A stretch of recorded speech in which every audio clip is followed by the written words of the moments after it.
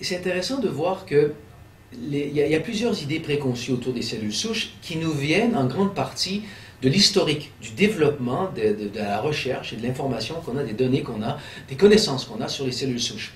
On a au début découvert les cellules souches embryonnaires. On connaît les cellules souches de façon générale depuis longtemps. Les cellules souches de la moelle osseuse sont la source, si je peux dire, les précurseurs, les cellules précurseurs de la formation des cellules du sang.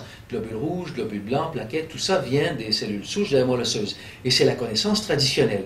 Le rôle des cellules souches de la moelle osseuse, c'est de former les cellules souches, les cellules du sang. Et là, ensuite, on a découvert les cellules souches embryonnaires et surtout, depuis qu'on a découvert en 98 la façon de les faire se proliférer, de les cultiver en laboratoire, c'est ça qui a été l'essor du champ de recherche contemporain des cellules souches embryonnaires. Quand on a découvert ça, découvert les méthodes pour faire pousser, de faire cultiver les cellules souches embryonnaires en laboratoire, on a appliqué ces méthodes aux cellules souches adultes des moelle osseuse. Et la conclusion était que les cellules souches adultes vraiment ne se multiplient pas très bien, ne prolifèrent pas très bien, et en laboratoire ne deviennent pas des cellules de d'autres tissus très facilement. Donc une conclusion à l'origine, il y a une dizaine d'années, c'était que les cellules souches adultes sont des cellules souches moindres.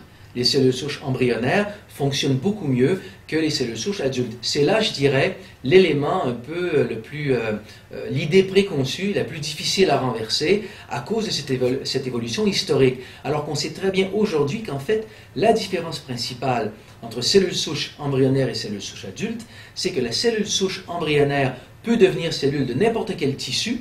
Quand on l'injecte sous la peau, par exemple, elle va former un tératome, qui est un peu une tumeur qui contient des tissus d'à peu près tous les organes. Ça nous dit que cette cellule avait la capacité de devenir à peu près tous les tissus. Si on injecte une cellule souche adulte, on n'aura que des cellules de la peau. Donc la différence principale, elles ont à peu près la même capacité, seulement la cellule souche adulte ne va devenir que des cellules du tissu dans lequel elle se trouve. Donc d'un point de vue thérapeutique, le futur, l'application clinique est tellement plus intéressante et tellement plus sécuritaire.